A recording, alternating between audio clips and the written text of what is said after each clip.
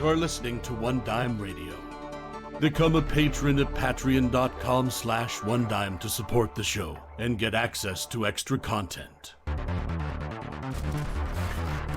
We think that ideology is something blurring, confusing our straight view. Ideology should be glasses which distort our view. And the critique of ideology should be the opposite. Like you take off the glasses so that you can finally see the way things really are. When you talk about a revolution, most people think violence, without realizing that the real content of any kind of revolutionary thrust lies in the principles and the goals that you're striving for, not in the way you reach them.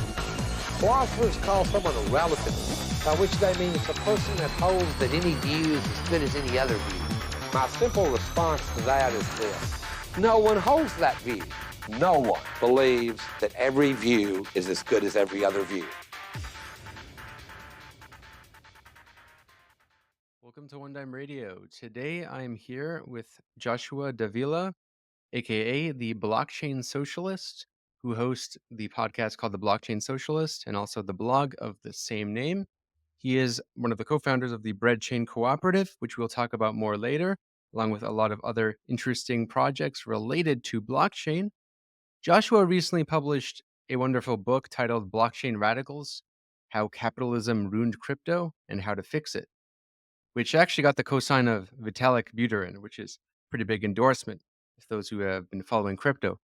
Congrats on that, and welcome again to the podcast. This is the second time TBS has been on One Dime Radio, and Blockchain Socialist was actually one of the first people to have me on his podcast way back when One Dime was a tiny channel, and I'm really grateful for that. We both have always believed in each other's work, and it's great to see we're both still doing this. So thanks again for being on the pod. Yeah, of course. Thanks. I think this time I'm now coming on out of a non-closet. I think the last time we went on, it was anonymous. We did audio only. But since I wrote my book, I've come out of anonymity so that I can defend the points that I've made in the book and everywhere else as like a part of publishing the book. Yeah, so the title of your book is called Blockchain Radicals. And you seem to have written it for a couple of different audiences, from what I gather. It seems to be, on the one hand, for right wing libertarians, crypto bros, who might have a rather one dimensional scope in how they treat cryptocurrency. But even more of the book seems to be addressed to people on the left who dismiss cryptocurrency. Now, we already talked about in the previous podcast why we shouldn't just dismiss cryptocurrency, like you shouldn't dismiss any major economic trend. But with this book, it's very. I just want to say first and foremost, it's just very in depth. It's very, for someone who wants to actually learn from this from a political economy angle. I think we'll get a lot of value out of this because it goes over not only the history of crypto, it's some misconceptions regarding narratives about it, as well as a lot of it is dedicated to the use cases, which we'll get into in the second half of this podcast, which I'm very interested in. Still have some confusion regarding, but first and foremost, what does it mean to be a blockchain radical? And what were you trying to accomplish with this book? Yeah, sure. So the book was I was asked to write the book by Repeater Books, who is the publishing house of the late Mark Fisher. And what I wanted to do with it is bridge between what is interestingly my audience a bit. On one side, I have who listen or who read my work will be people who are on the left who are maybe curious about crypto. And then there will be like the crypto people who are curious about learning more about left wing politics or how to understand what they're doing with crypto from like a left wing political view. So it was like trying to write a book that kind of gave space to both of those audiences rather than being so like instead of writing a book solely to try to convince the left to think about crypto or something like that. I wanted to also allow space for people who maybe are not so knowledgeable about left wing politics to give them a way to see differently about the stuff that they do. And so the kind of two aphorisms that I use to deconstruct the way that we understand the world is all models are wrong, but some are useful. And then the map is not the territory. So what I'm trying to say is that when we think about crypto, often we are given a map of what the kind of crypto territory is, or saying this is what crypto is. It is like a very speculative object, or it is like the newest form of money that's going to revolutionize everything. It's better than gold, et cetera, et cetera. But these maps don't really map the territory very well, is what I argue. And so I use the framework of Gilles Deleuze and his critique of representational thinking, basically just saying that where oftentimes people will take models of the old and impose them onto the new as a way to understand them, but this is like a very limited way of doing it, and oftentimes is what leads to a lot of misunderstandings of things.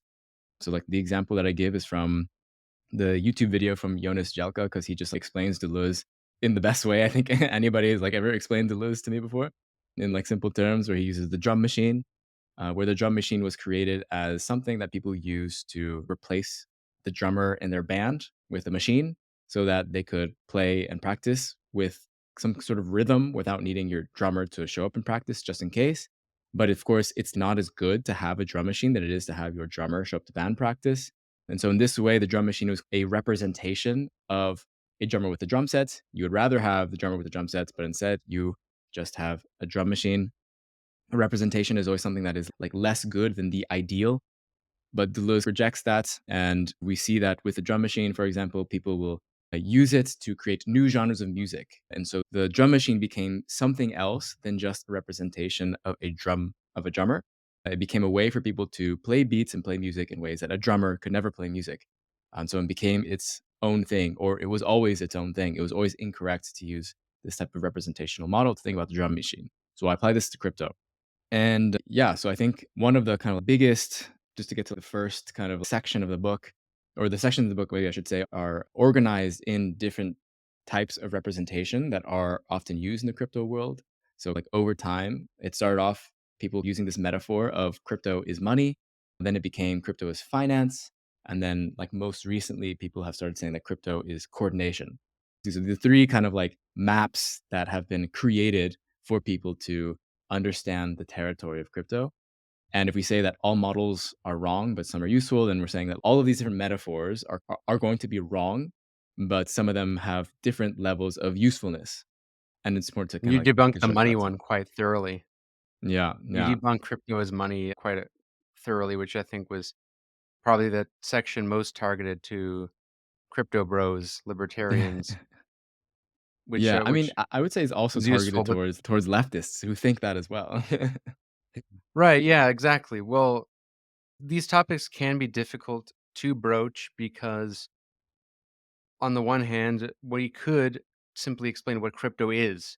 However, that I think one can just look at the glossary of your book. Your glossary is probably the most helpful section. I found myself looking at it quite a bit because it just gives like actual definitions for all of these terms in this community that are quite hard to understand. And if you're not immersed in this field, or if you just don't really have people's brain just aren't really structured when it comes to, I guess, technology and economics, or just they have more archaic ooga booga brains. So so I found some a lot of this difficult to understand as well, but I've been dealing with it a little bit longer than probably someone who hasn't at all, so it wasn't uh, that difficult to understand. But I think what is more important for listeners who are hearing this is who quite aren't aware about the inception of crypto, because most people seem to think that it was a fad that got popular because other people thought it would be a great speculative investment to get rich during COVID. And while that was the case, this has obscured the history regarding why crypto is a thing. And if we're materialists, if we are to study things, we have to understand the origins of things and maybe briefly recount the history of crypto. And I say briefly just 'cause we don't have that much time, but Yeah. you know, you do this quite well in your book, but its context I think will be useful for the audience because they'll see why this has a reason for existence. Yeah. So there, in case people are actually interested in learning about the history of crypto, because you can go way back, if like pretty quite far if you wanted to. There's a book called Digital Cash by Finn Brunton, which is pretty good. Like recounts the history. But if you go like midway in between there, there was this kind of like existing movements that that were called cypherpunks. So the cypherpunks were a collection of a bunch of people that were really interested and worried about they were optimists about the proliferation of the internet and computers and computing, but they were also worried that it would be a kind of weapon of social control by governments and like for spying and for surveillance. A lot of them, just to keep in mind, they didn't necessarily have a clear political ideology, I would say. They were focused on this kind of like one thing, but there was definitely like more kind of libertarian, free market oriented people in general in that group. But yeah, I wouldn't say that characterizes all of them, but that was like a pretty dominant kind of strain. It was founded by a woman named Jude Milhon or Saint Jude. It was like a woman who was like a programmer who like then got a bunch of like mostly men who joined the cypherpunk group. But they started this mailing list that went on through like the 90s and like into a bit to the 2000s. But on this mailing list, we had a lot of interest in people who wanted to create some form of digital money or cash that wasn't controlled by governments or banks. There were many attempts at doing this that kind of got close, but never really all the way. So there are things like DigiCash was something that there's a couple of examples in the past that were like before Bitcoin that kind of happened. But then Bitcoin came about in this, I think it was like a cypherpunk forum where somebody with the username Satoshi Nakamoto put forth like, "Hey, I think I'm pretty close to finding out how we can do this." He was anonymous, or he, she, they. We don't really know who or what they were. Put forth eventually a white paper, and then that was the start of then a bunch of people being like, "Oh my gosh, maybe this can work. I'll help you build it." And so a few, they're called cryptographers and computer scientists, helped build it out. And then it came about in 2000, right as the recession and like the collapse of all these banks were happening. And so they basically got a bunch of interest from this nerdy group of computer scientists. They kept building it out. And then over time, I think a year or two later, we had the WikiLeaks situation where they released the Cablegate papers. And the Cablegate papers basically showed that the US and its allies were committing war crimes in the Middle East. And that kind of became the first time that Bitcoin had a real use. A bunch of people started donating to WikiLeaks right after this because WikiLeaks was targeted by the United States and other governments to block their access to their financial accounts, to their bank accounts, to like the donations they had already received, to their PayPal. So what it was showing is that the all of this kind of like corporate infrastructure for digital payments was very much still like highly in control of states. If they wanted to block it, they could. If you were challenging different institutions of capitalism, then a very easy thing for a government to do is like block access to your bank accounts. And so they accepted Bitcoin and then they made a killing off of it because a bunch of people sent them Bitcoin and then the price skyrocketed. And I think that's like probably a big reason why it's still around, to be honest, because they made quite some money off of it based on those donations. Since it was quite early, Bitcoin was a lot cheaper than it is now. It ended up being a good move, whether or not you think like Bitcoin is bad. I think it helped probably Julian Assange to some degree, although he is still under like intense surveillance and whatever else. Right. So this arises out of the financial crisis in which people are skeptical of the extremely corrupt banking system, shadow banking, which you go into detail in the book, and you propose alternatives, which we'll get to in the second half about shadow banking for the people and a decentralized finance, as well as democratic forms of distribution and organization.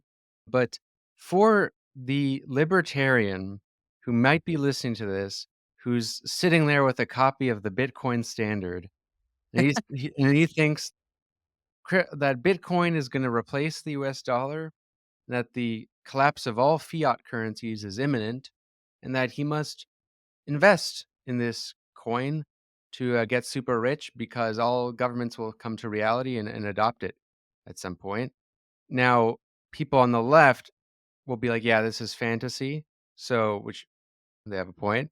So they'll dismiss crypto on that basis because they'll say it's not, can't really function as money and dismiss it. Well, for one, I mean, it might be obvious to someone who's MMT or someone who knows about currency why crypto as money is a problematic assumption. But well, I mean, why is this a bad way of viewing cryptocurrency? And you could tie it in with crypto as finance because Mm. that is also a second main theme of your book.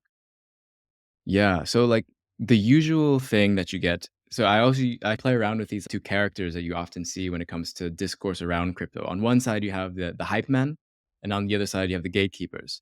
And oftentimes, as we've seen, I mean, this isn't always the case, but oftentimes the hype man is this like libertarian, and the gatekeeper sometimes like someone on the left. Though totally not always the case. A lot of times I find the strongest gatekeepers are just liberals who like still strongly believe in like institutions that I think are failing. But yeah, so you'll hear the hype men say, crypto is the newest form of money. It's going to change everything. You should buy Bitcoin, whatever else. And then the gatekeeper will say, no, it's not money for XYZ reason. Therefore, it's wrong and you're scamming people. And I'm saying, you're right. It's not money, but it doesn't matter. The fact that crypto is not money is actually a very good thing. It's actually great for us to have other options besides the kind of existing digital monetary system. And the way that you get around that is by creating something that isn't money, but is highly tradable. And so the way that I've seen it best explained is by Brett Scott, who is probably someone I would love for you to have on at some point. He's like the best writer on the left about money, I think, but he's a good friend of mine. And he says that um, basically what you're doing, whenever, say, if you were buying something like from the dark web or something, you're buying weed with Bitcoin or something like that, what you're doing is not the actual like monetary transaction. You're just doing what's called a counter trade, where you both agree on like a monetary number, like $20 or whatever, and then you're sending $20 worth of Bitcoin and you're receiving $20 worth of weed from the dark web. And so this is a counter trade, and this is something that is done often in like financial markets, is that people will trade. It's almost like a form of barter, but you're getting like you each have this monetary price in mind. And so in this way, uh, the actual money is the price that you have in mind. It's the $20. It's not the Bitcoin. Usually, when things are priced in Bitcoin, it's fluctuating based on its price equivalent to the actual monetary system, to the money, to $20. And so in this way, it doesn't really function as money as a unit of account, for example. This is besides to say that the valuation fluctuates a lot. So it doesn't really fit this description of money, but and it is important to also acknowledge that there are certain features that money has that you can also do with Bitcoin that make it money-like. You can send and receive Bitcoin just like you can send and receive money. So in some ways, there are some overlaps of stuff, of things that they can both do, but then there are important differences to keep in mind that make it not money. And so Bitcoin like really heavily dependent on this narrative of being a peer-to-peer cash system, especially in the beginning, although now that has shifted to being digital gold, because I think in part because Bitcoin doesn't achieve like the function of money. So this digital gold and like blending it with like gold bug narratives. It also attracted a lot of people who are already gold bugs in an existing like political community to come and join the Bitcoin one, because all of these gold bugs in like 2010, I want to say, they were all into a different project that I'm now forgetting, which is like which was digital gold, where you could buy like tokens that represented like gold in a vault somewhere in the middle of nowhere.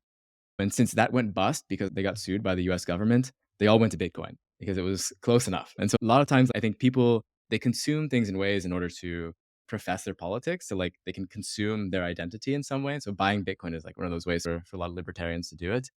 But so that's one that's the first kind of metaphor that I use, and you mentioned, to talk about the one about finance. The second one, this is really heavily related to basically the innovation of smart contracts. This is a confusing word because smart contracts are not that smart and are not contracts related to any legal system. It is simply like automatically executed code on a blockchain. So this is a type of function that Bitcoin does not have, but other blockchains, basically more or less every other one, has, like Ethereum. So Ethereum was like the second biggest. I mean, I would say now it's probably bigger than Bitcoin in many ways, but it was like the second major blockchain to be created. And it brought forth smart contracts where you could we can program your money, your cryptocurrency, to do things based on certain conditions being met, like any other kind of like computer program that you may design. Except this has like digitally native digital assets involved in it, kind of like money per se, in big quotation marks. And so with this kind of came about the world of decentralized finance, or DeFi, in which they said, why don't we create programs, smart contracts that simulate different types of financial products that exist in like the traditional finance world. And so then this became like the big metaphor that people took on, that like crypto is like the new financial system. So it's not just like a monetary payments rail. Now it's a whole bunch of other things. It is like options, it is stocks, it is any type of like financial mechanism you can think of. There's probably someone somewhere in the DeFi space who is trying to make something similar, or who has made something similar. You have lending markets, you have exchanges, you have a whole lot of things that exist out there. And of course, what's different about this is that it is 24/7. It is a 24/7 market that is like always existing. And yeah, but it's also, there's a question of, for me, it's more when it comes to finance, it's like crypto for me is not something that is just finance or can only be finance, but it is something that like you can create financial primitives that still are not really like necessarily backing any kind of like real commodities as like the real traditional financial system works. And so there is a lot of speculation in that world, no doubt. But the kind of value that is created through a token is encoded by the social relationships that are being created in between people for why they are maybe trading something or not. And so that's like why you've seen as well like this explosion of meme coins. Like it's very easy to create the abstraction. And so it's very easy to speculate because we speculate on abstractions, but it's very difficult to have this connection with real world things. Right. And one of the perfect examples of that is NFTs and the way in digital art, which has probably been one of the factors that has put many people off of cryptocurrency. That, along with the environmental scare regarding the amount of power that Bitcoin requires to mine. Mhm. But you go into this quite extensively, both the environmental concerns with regard to uh, the crypto space as a whole and how it differs and has changed, as well as an interesting history of NFTs and how actually the original meaning of what are called non fungible tokens has been quite distorted. I think before we go into the use cases of cryptocurrency, many people who are hostile to even being open to such things, well, I think it's worth deconstructing these two aspects, Mhm. NFTs and the environmental concerns. I think maybe the environmental concerns first, because that'll probably take you not much time at all. It's a very easy one. But No. the NFTs, the history and use of NFTs is an interesting thing to get into because as I'm sure you've seen, there's been some quite popular YouTube videos, such as one by a YouTuber called Mooncat about Web 3.0, which talks about NFTs and gives the popular examples we know of and why it's like dystopian and terrible. And I mean, it does look like late capitalism personified. But your book talks about all these other ways the concept of non fungible tokens has been used. So yeah, I'd love to get into that, and I think the listeners will find this quite novel. Sure, sure. Yeah, I think it require a little bit of maybe deconstructing a lot of things that maybe people already believe because they've already watched whatever all those other like viral videos about why they're really bad. But as far as the climate question, most of the kind of criticisms are, it really depends. There's criticisms on Bitcoin in which I agree with. Like Bitcoin is pretty wasteful and it uses a lot of energy for sure. But then there was for a long time this association with Ethereum and the creation of NFTs as being something that was also like boiling the oceans essentially. Like there was like a bit of a moral panic, I think, for quite some time. But so the kind of energy question comes from you have to answer the question, which consensus mechanism does that blockchain use? So because blockchains are decentralized peer-to-peer ledgers, the way that they work is that you create redundancy with the data that's being collected in each node or in each peer, each computer. And so the way that you create redundancy, but also keep accuracy of that data is by having some sort of way of coming to consensus about what is like the state of the ledger. And so each kind of like time that you are determining the state of the ledger, you're creating what's called a block, which is a block of data in which you're appending new data to what already exists. And with Bitcoin, it uses one called proof of work, in which you are going through this like very energy intensive, like statistical game where the only way you can win is by guessing numbers really fast. And the way you guess numbers really fast is by using graphics cards. And the more graphics cards you have, the more numbers you can guess at one time.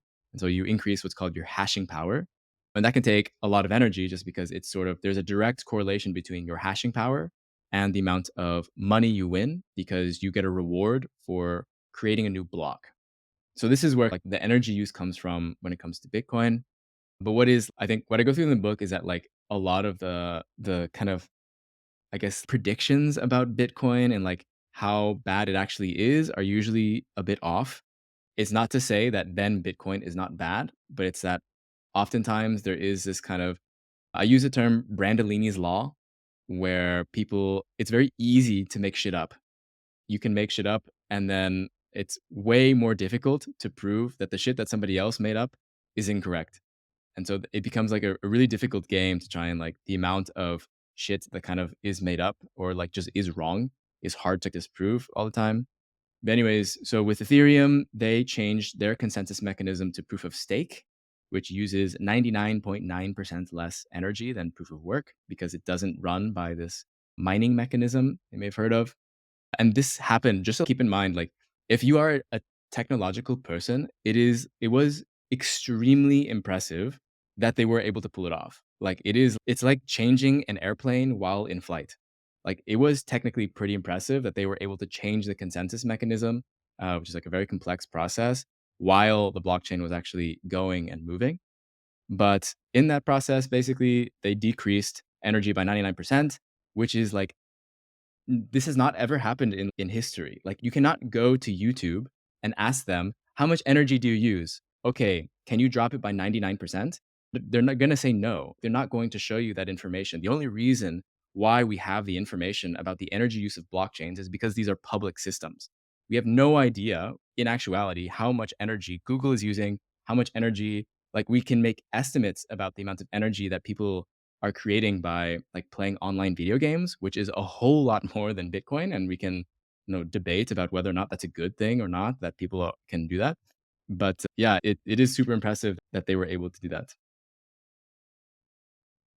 Yeah. So, in other words, they basically reduced the amount of energy dramatically that is used, in particularly Ethereum as well as other currencies.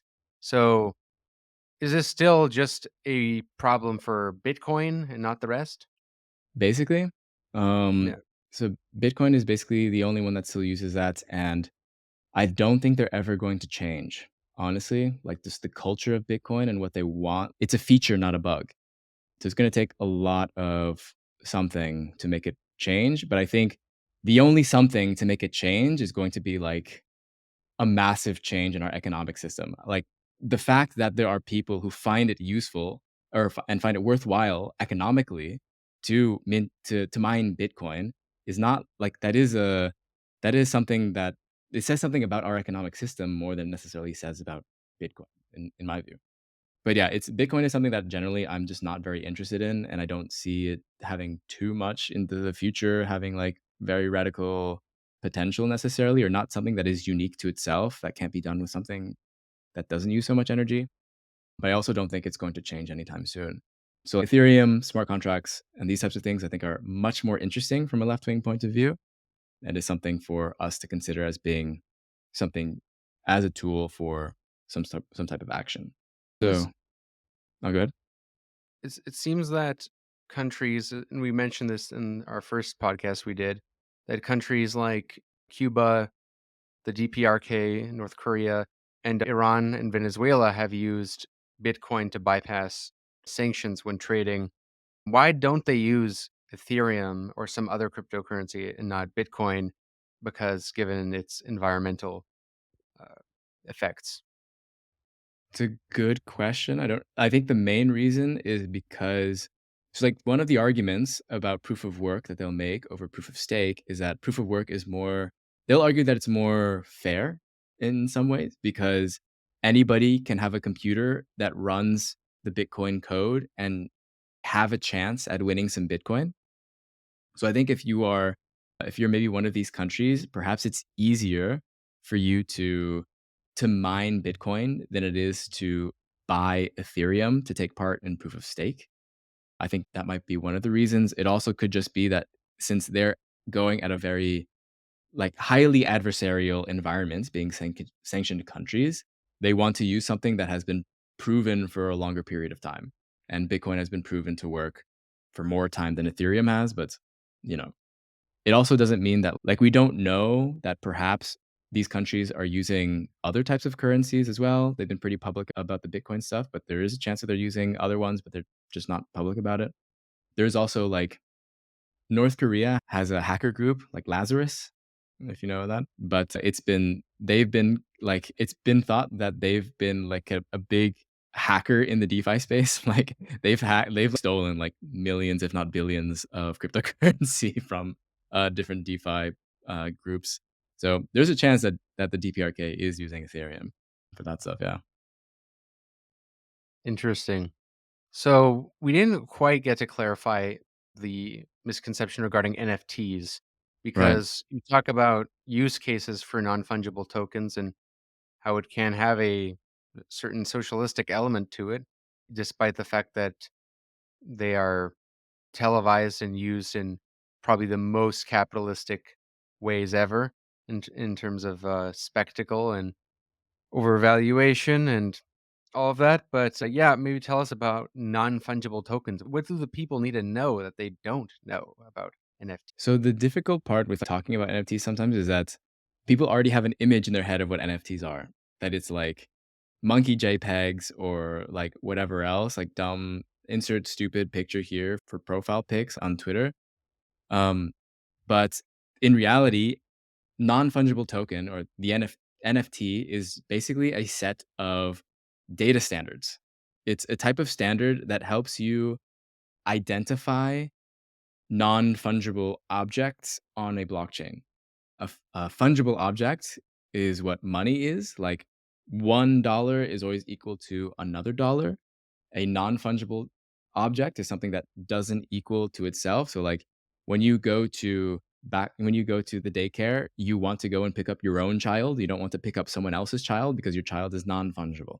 Right. Versus if you deposit $20 in the ATM and then you withdraw, you don't really care that it's like a different $20. And so a lot of things in the world are non-fungible, and that includes art. And art is a very easy thing to represent digitally, like digital art. So I think like the original intention behind the NFT data standard was to identify real world assets, like things that actually exist, and then create a digital twin on a blockchain.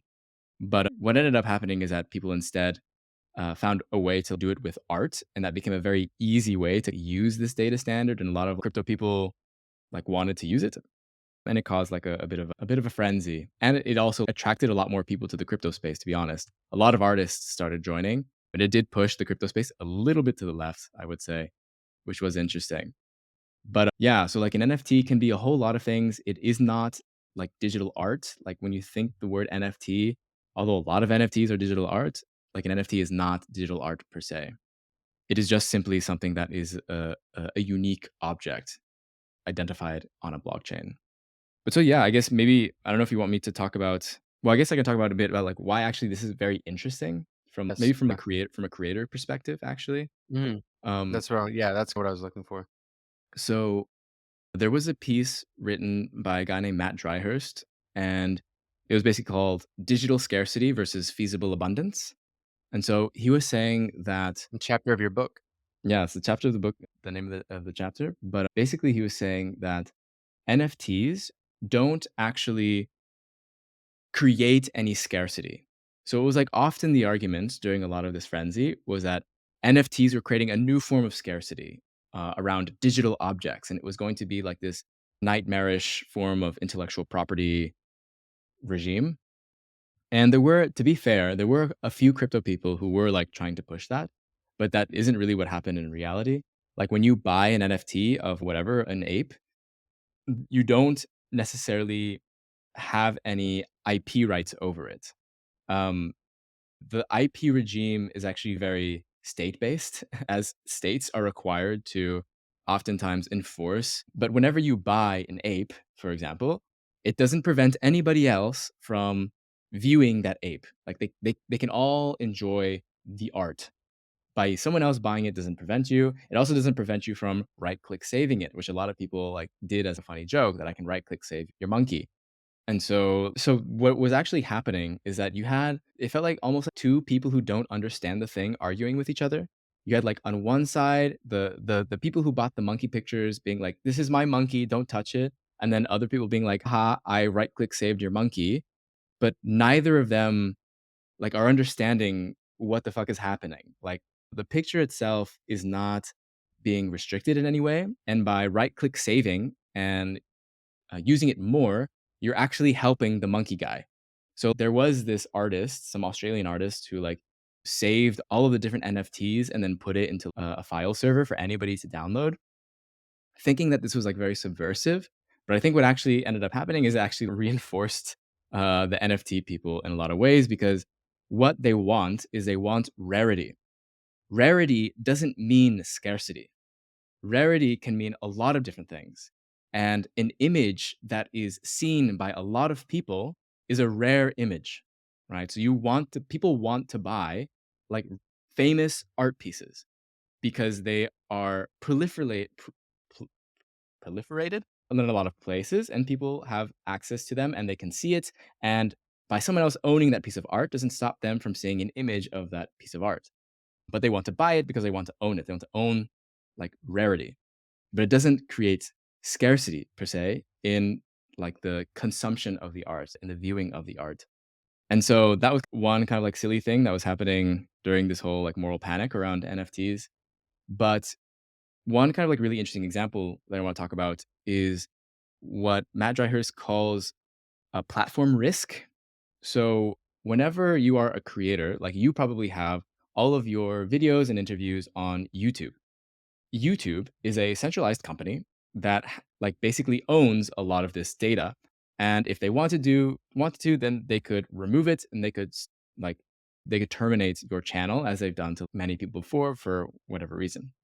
And so this happened in a NFT marketplace called Hic et Nunc, where they created this marketplace where any artist could submit their art and then sell it for the Tezos blockchain. And then the guy who founded it had a big burnout and he just, I don't want to do this anymore. I quit. And then one day he just like completely left and he ended it. And then people started freaking out. Holy shit, where's my art? Did I lose my art? What the fuck? I owned this. How could he take that away from me? But what then people started to realize is that nothing had happened to their art. Their art was still there because there was a record of it on the Tezos blockchain. So in the ensuing days, a bunch of developers basically just created multiple copies of basically the similar marketplace to show the art again. So the art was always still there. It was never lost because this one guy wanted to end it. And all those contracts were in the same place. And so when you're a content creator, for example, you have a platform risk. Whichever platform that you choose, they could at any moment decide to either remove your channel, change the algorithm, or do whatever without your input, right? You're like in their kingdom. But when you are creating things on a blockchain with crypto, you don't have necessarily this platform risk because a lot of things are determined by data standards. And these data standards are recognized by multiple different front ends. So it's like whenever you're using a big tech platform, they own the back end and the front end of the application, right? They're the databases that hold all the data in the servers and as well what the users see. But building on a blockchain means that everything that's built on a backend can be shown by anybody's front end. It's basically a giant shared backend. And so this is the difference between working with platforms versus working with protocols. You have a shared standard that everybody uses, and therefore anybody can take and also reuse. So there's this like inherent interoperability in the crypto world that is like very often overlooked. And so I think that's one really big thing that I think is often missed in this conversation about NFTs. And then as well, I mean, there are so many things that are NFTs that have nothing to do with art necessarily as well. Well, this idea of owning what you produce artistically is something I find very interesting because it does pose a potential, or at least the infrastructure for a potential alternative to the dichotomy between state ownership and private corporate ownership. Because you see the system now already. If anyone talks about the fear of communism and not owning anything, already the capitalist system, they're already saying you'll own nothing and be happy.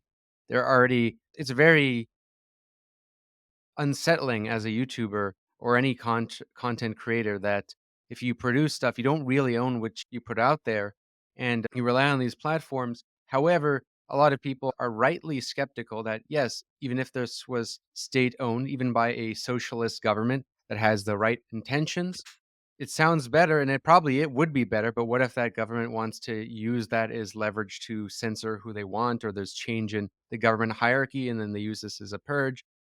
All these, there's dangers in being dependent on a state platform just as much. So, Mm.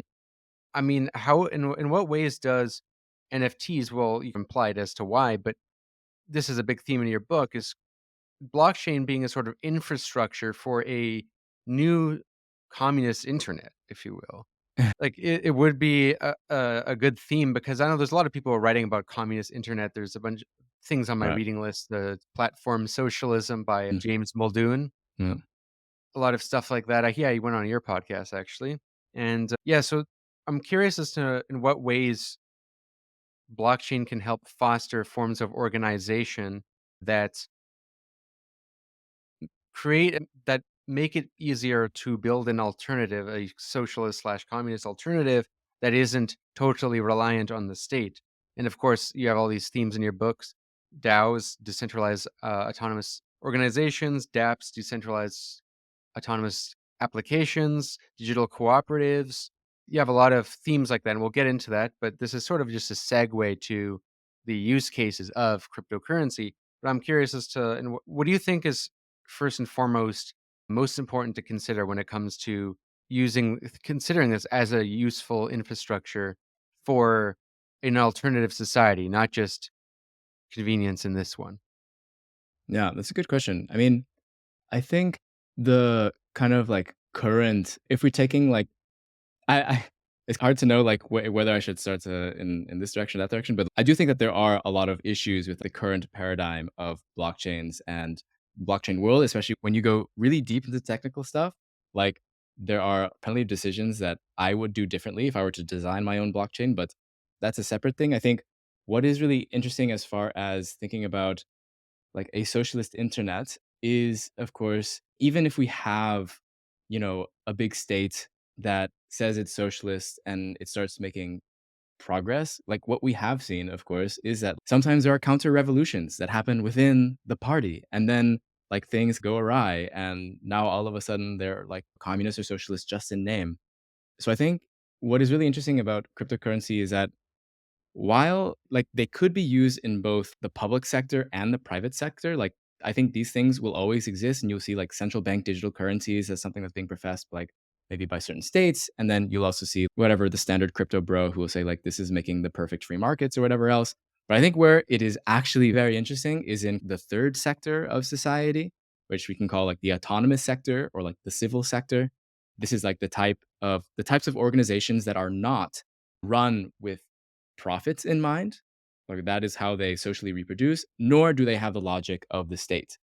And there are tons of these types of organizations that already exist, but I think neoliberalism has like completely crushed a lot of these types of things. I mean, labor unions, cooperatives, churches, community gardens, community centers, whatever. These are all like neither within the logic of profit or the state.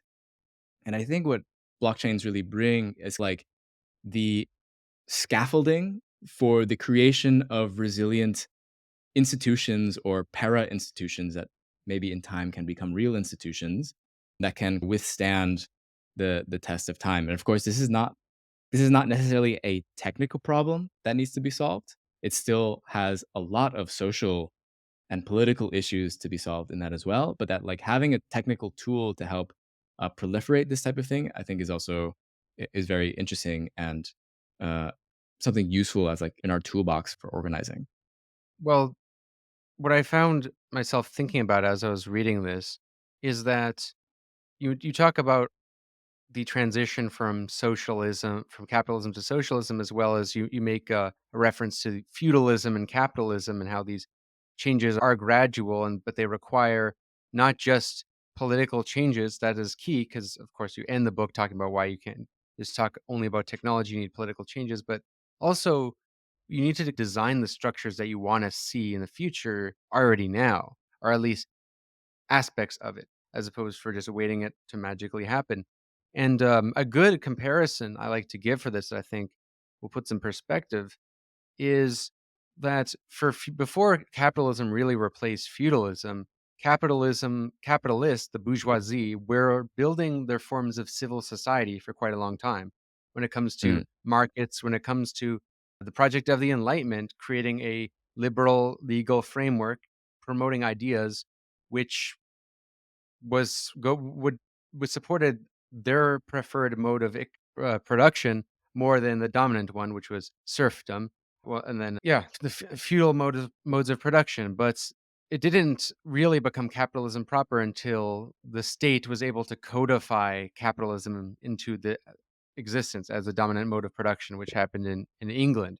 Is like the first mhm. real capitalist country. But you had capitalism in Venice, you had capitalism in Genoa. So some people who are very insistent on saying, no, you can't just forget about all of this adventurous anarchy, building decentralized organization stuff, just focus on seizing the state. I think it's you can't just look at these things as exclusive.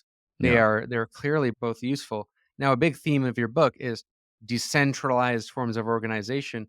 I have been known recently for critiquing decentralization, but to clarify, my critique is not that I'm opposed to decentralization. I think that decentralization has its uses, and my point more would be that decentralization or centralization are neither really inherently good or bad. And you acknowledge this as well in your book as to how decentralization has you mentioned a book called Decentralize What, which critiques a lot of assumptions of No. this being a sort of buzzword.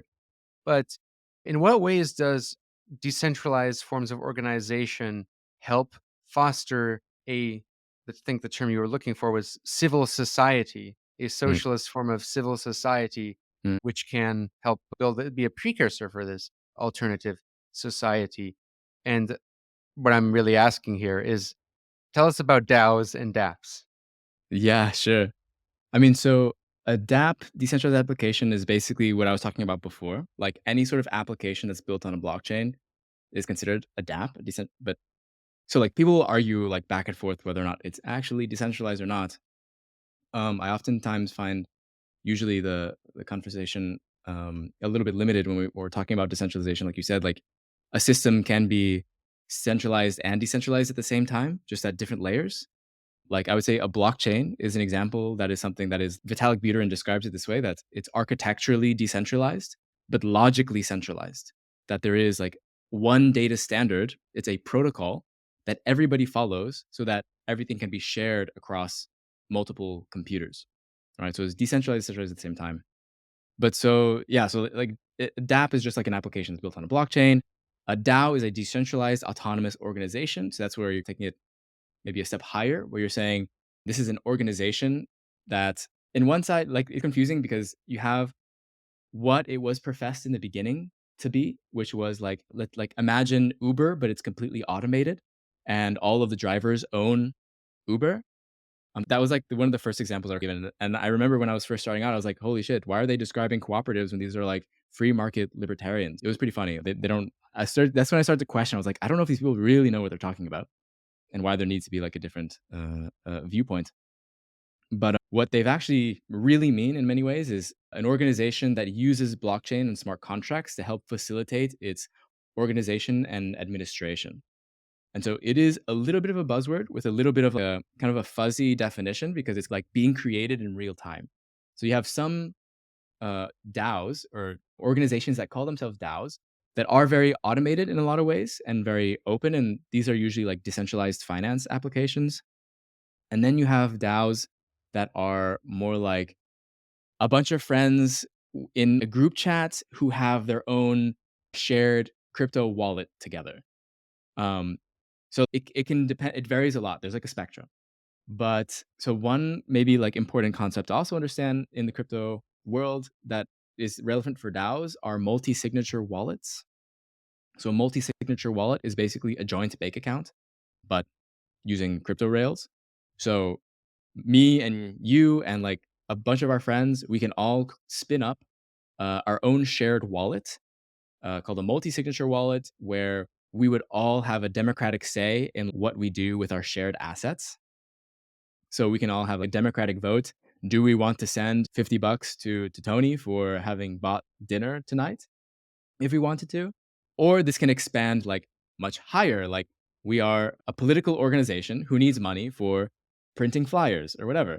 And then we can democratically decide, yes, we do want to do that. And so we will all vote to send that money to the person who's going to go buy all the flyers. This can be expanded even further, where we can say, oh, do we want, we're setting up a proposal. We're saying, do we want, I don't know, to make this transaction? We can all vote yes or no. We can also say we have multiple options of things that we want to do. How badly do we want to do these things and how do we prioritize? So we can create different types of voting mechanisms that are like really largely mostly possible just on a blockchain for this is technical stuff. It's very difficult to do outside, just to say. Some people, like I've had just heard arguments, oh, like you can do these votes anyways as you want. But actually, it is quite difficult to do these types of votes without like, a clear identity system and clear like rule setting system.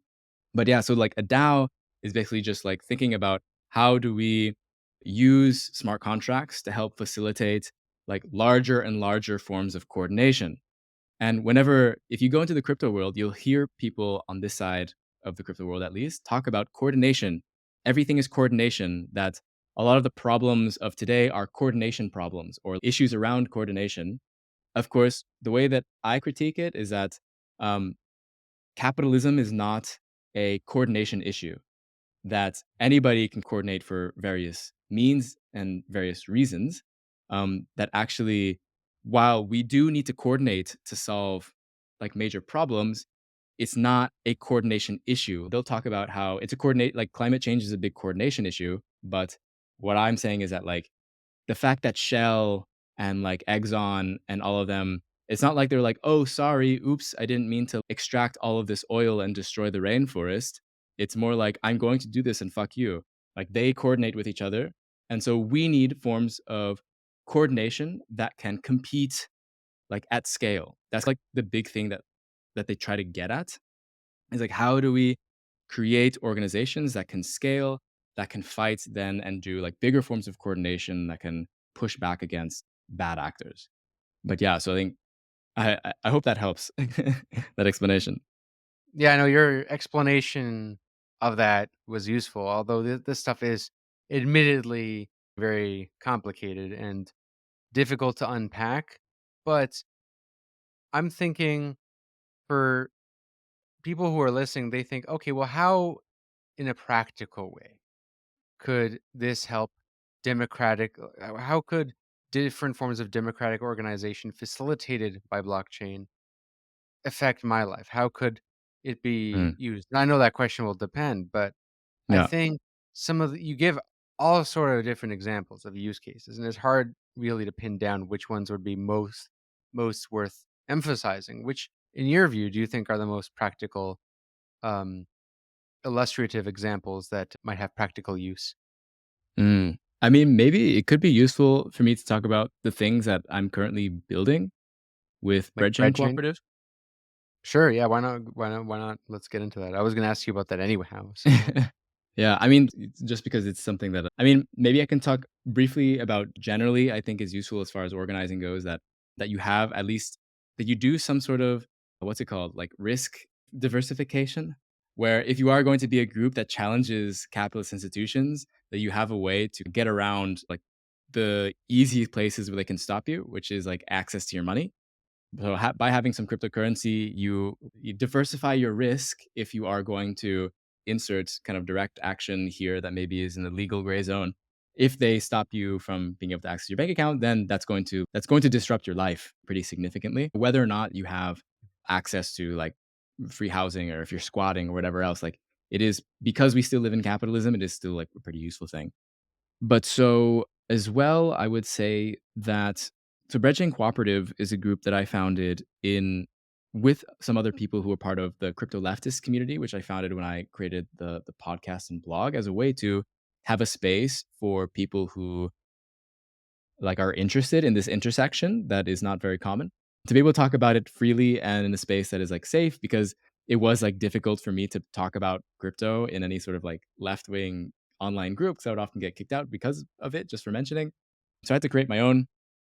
And then by doing that, I found a lot of developers who are working in the crypto world or people who are on the left and interested in getting involved in the crypto world and seeing how it can be used for their own organizing and for their own groups. And so Breadchain Cooperative is what we made that came out of that.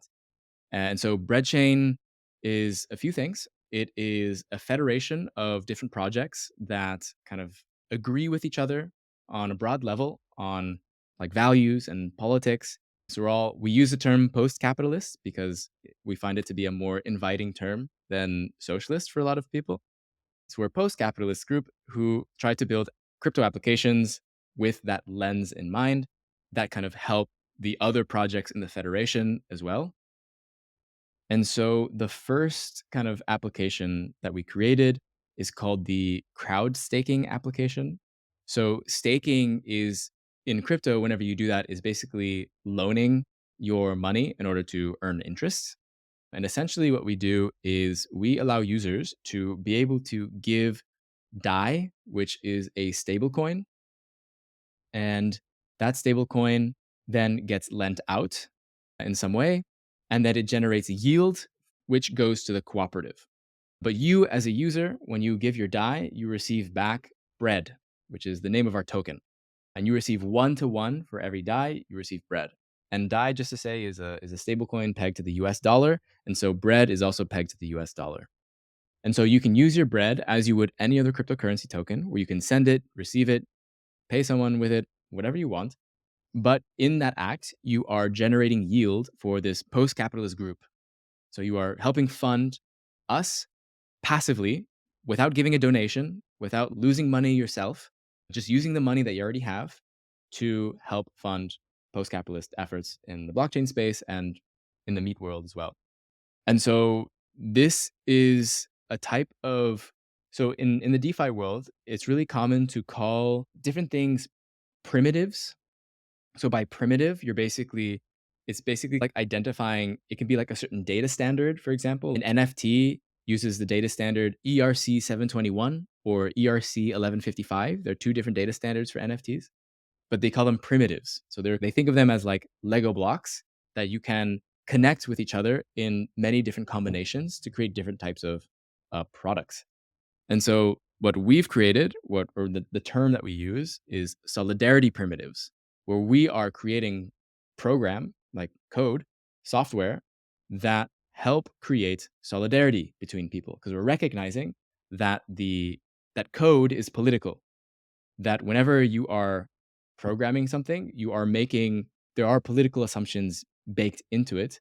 And so we're making a more like conscious effort to bake in solidarity between people and individuals and organizations. And so like the crowd staking application allows you to express solidarity with the Breadchain Cooperative, with kind of post-capitalists, and in that way also be able to spend your money as maybe you would need to in your normal life. As well, I offer on my blog my WordPress site, you can use Bread to buy an NFT that then gives you access to all the bonus content that I offer on Patreon.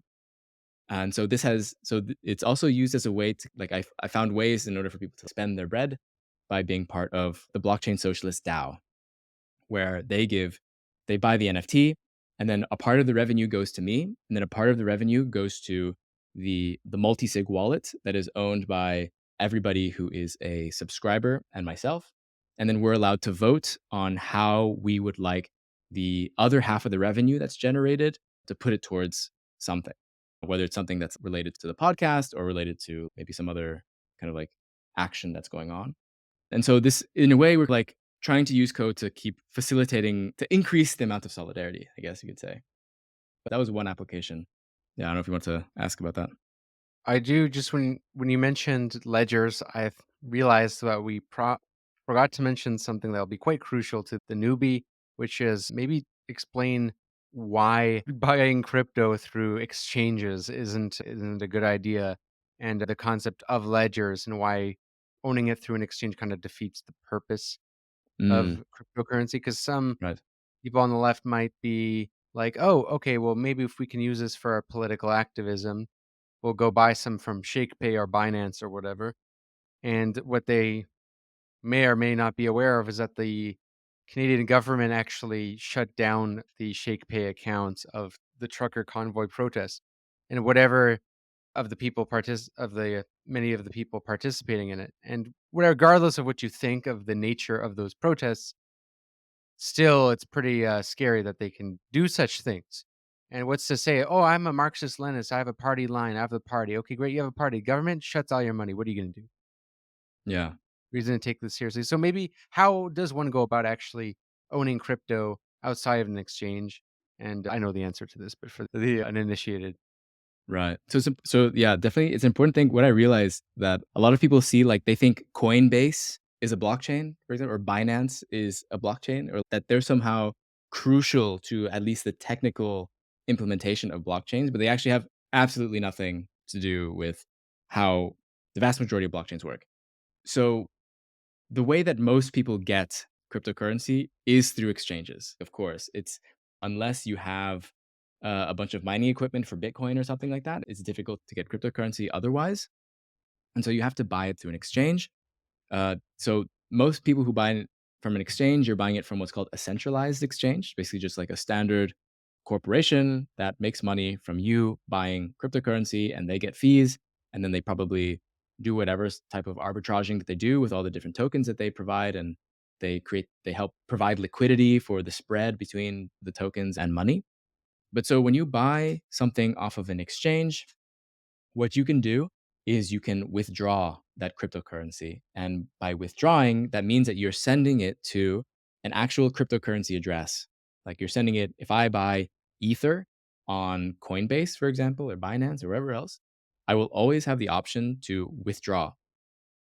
And when I withdraw, I put it to my wallet, and then I have actual control of my cryptocurrency. Whenever, like, all the things that I've describing that are the most interesting ways of using cryptocurrency, this is all assuming that you have cryptocurrency in your own wallet, not on a cryptocurrency exchange. You cannot do these things, most of these things, on by leaving crypto in an exchange. Yeah, so you just don't want to leave it there. You can buy it through it, but you have to keep it in your wallet. And if you want to send it to somebody, you just have to do it with like Ledger Live or one of the software you use for your Yeah. ledger, no? MetaMask is, I mean, it's really, there are different wallets that are compatible for different blockchains or whatever else. Usually you download an extension to your browser. Mhm. So like Google Chrome or whatever, you can add an extension. Usually like MetaMask is like the most popular one for Ethereum, but there's like a bunch out there. I don't really like MetaMask that much, but it works for most applications. And then there is, for example, like Kepler is another one for the Cosmos blockchain ecosystem. So a lot of these wallets are like specific to different ecosystems. And then there's Ledger, which has, like, when you buy a Ledger is I have one with me, but it's a hardware wallet. So it's like a thing that you connect with a USB stick into your computer, and then you use that in order to interact with the blockchain. There's a tendency, of course, on the left, as we've spoken about, to oppose whatever the right supports in name. But there is a rational basis for such skepticism, and I'll give a perfect example. Is if cryptocurrency really has an anti-capitalist, anti-establishment potential, like we might argue it does, then why do politicians like the Canadian member of parliament running for prime minister, Pierre Poilievre, support Bitcoin and says he wants to make it legal tender? And he has, I will say, walked back a little bit on that ever since crypto crashed. He doesn't talk about it as much. Mm. But if this was anti-establishment, why is the most Canada's most corporate party? Why is the leader of Canada's most establishment party in its history ostensibly supporting Bitcoin cryptocurrency? Yeah, that's a good question. I mean, I think that it has a lot to do with, I mean, one, like a lot of these crypto politicians, like to be clear, they're 90% of the time really focused on Bitcoin. Bitcoin is their main, they don't talk about Ethereum. If you were to ask them, what is Ethereum? I bet none of them know what that is. What is a smart contract? I think it's because Bitcoin has existed for a bit longer and it was the first. I think there are certain people in the like upper echelons of the Bitcoin world that have been able to creep into the political sphere. And it is true, like the politics of Bitcoin that are entrenched in the code are very conservative. Like it is a very think. I mean, you've talked about this in like at least a couple of videos and like in your podcast that like the gold backed money was not like it is a conservative principle and idea. You know. Yeah. Well, I could tell you got very MMT pilled by reading this book. There's sections where you're going on about the nature of money, and I'm like, hell yeah. That is interesting to see because this would probably surprise a lot of people. And of course, you went on Steve Grumbine's show. I listened to your interview there, where you went to Mm, talk about MMT, the Macro and Cheese, which is a MMT podcast. And usually, people who support crypto, at least if they're on the libertarian side of things, they think MMT is the devil. They think it's just another form of Keynesianism, big government, whatever. But what I like about your approach is it's not just opposed to representation, which is the Deleuzean component, but I think there's a Hegelian component. And I know people at repeater books don't really like Hegel all that much. They really like Nietzsche and Deleuze. But there's a lot of I think it's more Hegelian, honestly, because you're taking these contradictions and not trying to just homogenize them and pretend they don't exist. But at the same time, you're not just saying let the contradictions are just there, let them be different. You're in many mm. ways trying to bring this all together while accepting these contradictions. It's a very Hegelian approach of sublation, of overcoming contradiction, I think. Maybe, yeah. I feel like I'm not, you're probably much more read on that type of stuff than I am. But in my baby understanding of Hegel, well, it's funny because when I was like a few years ago, like when I first started into crypto, like the company that I worked at, they allowed people to do their own presentation, like in front of the company as just like a way to practice presenting. And I did my presentation on crypto and Hegel, but like just like very vulgar, like Marxist Hegel. Like I said that there was thesis, antithesis, and synthesis, where I just said like, you know, thesis is the banking system, antithesis is crypto, but I think what's actually going to happen is this synthesis where like the banking system is going to consume a lot of crypto. And as like a presentation that I did for work without as a way because I wanted to do it, but I didn't want to talk about Marx, so I talked about Hegel. Yeah, a lot of people when they say synthesis, which Hegel is, it's not really something he talks about very much. I know, yeah. Re- uh, But what they really tend to, I think, mean is a better word for what they're trying to describe is sublation, Mm, which is more like an overcoming of contradiction, but that doesn't mean overcoming contradiction itself, right. but rather it's taking in these contradictions, but being able to integrate it in itself. It's working through contradiction. So it's maybe a very vulgar way to think about it is one of those anime villains that can absorb other people's powers, and just take them, but it's still the same person, it's still the same Mm, organism, like, or but Kirby. Kirby could be an example of that. maybe the Kirby doesn't Kirby become what they absorb? But So he's still Kirby. Like he's a pink right. Oh, tall version of them. I guess, yeah, maybe that'll be a new philosophy meme is Hegel with the Kirby. Before we end off, I want to ask a couple questions regarding themes in this book that are more confusing, but I think very enticing. One is you have a chapter, shadow banking for the people. That was a chapter, yeah. Yeah, what's that all about? What's shadow banking for the people? Because a lot of people know what shadow banking is and why, in its relation to the '08 crash and why our banking system's fucked. But what is shadow banking for the people, and what does blockchain got to do with it? Oh yeah, yeah. The chapter is called "The People Shadow Bank," and then there's a section called "Shadow Banking for the People." I mean, that's kind of like a bit of what I'm doing with Breadchain, kind of related to. But If you enjoyed what you were listening to so far, you can find the second half, the remaining hour, on Patreon in the Back Room podcast that I do exclusively for my Patreon supporters. It's a great way to help support the channel if you enjoy the educational work that I do on both the main One Dime channel and the One Dime Radio podcast. And if you don't have the means to support financially, totally understand. You can help support the channel nonetheless by giving it a 5-star rating on Spotify, Apple, or wherever you listen to your podcasts, and by giving it a like and sharing it with friends. Anyways, peace out. I'll see you in the next episode. My only hope is that when enough people become pessimist, then out of despair somebody maybe does something. But you know why I also like to be a pessimist? Because it's the only way to have a nice life. If you're an optimist, then always bad things happen and you are always disappointed. When you are a pessimist, then you look around, okay, there are bad, but from time to time something nice happens and you are, as a pessimist, you are a little bit glad all the time, no? You are listening to One Dime Radio. Become a patron at patreon.com/onedime to support the show and get access to extra content.